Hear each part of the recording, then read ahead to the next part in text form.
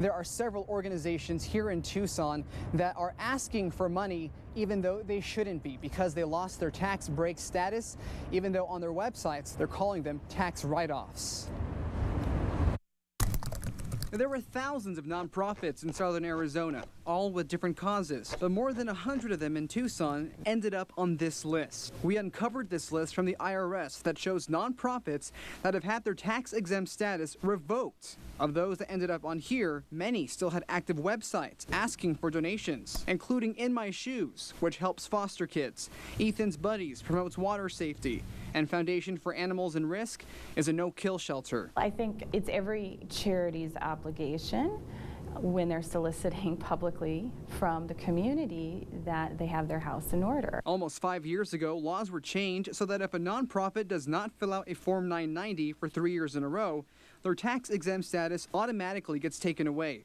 So you, the donor, lose out on any tax benefits. Your 990 is basically going to outline where your money is going, how much money you brought in, what you spend it on, a breakdown if it's spent on programs, services, administration. We bought this prepaid debit card to see if these charities will still accept our money, even though their exempt status is questionable.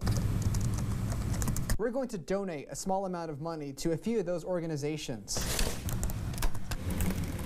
I just got a few email confirmations from these organizations thanking me for my donation. After making several calls and sending out many emails, I found out that In My Shoes is no longer even around. Another group, Arizona Children's Association, took over. Here's what that group sent me. While we sort out these long-term plans, we have kept the website active so as not to disrupt the relationship between our current In My Shoes mentors and their mentees. We do not actively promote that site, and there has been very little activity on it. After leaving several messages for Ethan's Buddies, we received a response that confused us even more. The same people run the website and the now defunct nonprofit, but apparently the website raises money for a personal cause not affiliated with the original nonprofits. And Foundation for Animals in Risk, I sent emails and left phone messages asking for a response. We had to track them down. When we got here, we found out the address listed is for this post office right here. Their still active website lists another address we wanted to check out. Neighbors say the barking of dogs would keep them up all night long here, but now they say that the Foundation for Animals in Risk hasn't been here at this location for more than a year. Instead, it's now a landscape company. After several days, we finally got a response from a FAIR representative. It reads in part, FAIR has been in communication with the IRS and is in the process of reinstatement of their nonprofit status. Having the organization lose its status was not intentional. The issue is being resolved. Thank you for bringing to our attention that you were able to make a donation on FAIR's website.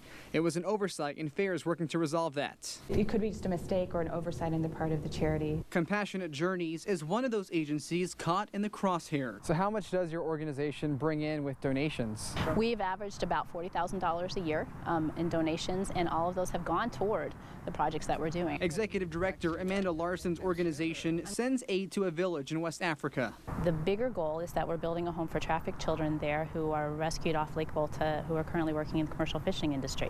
But she was shocked when she opened a letter saying her nonprofit's tax-exempt status was taken away. I'd had the letter in there and completely felt devastated because it's not so much about the benefits that we get, it's the integrity, and integrity means a lot to me. But a link still remained on Amanda's site even after that status was revoked. So after I told you that you still had that donation link on your website, what did you do? Take it off, and I really appreciate you mentioning that, even because it was kind of like, oh, yeah, need to do that too. Brother David Buer with the Franciscans says that's what happened with his organization, the Poverello House, a homeless men's shelter. There was some piece of paper that we didn't send in like we should have, and so we created this process, and we were in panic mode for a couple of months until we finally got it straightened out.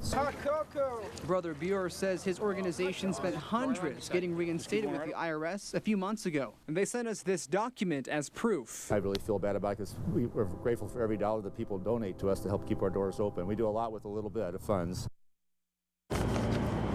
Now the BB says it is donor beware. A donor has to make sure all the ducks are in a row before they make a donation to make sure they get the most possible benefit that they can get. And we made it very easy for you to check out if an organization is in compliance with the IRS on our website, TucsonNewsNow.com.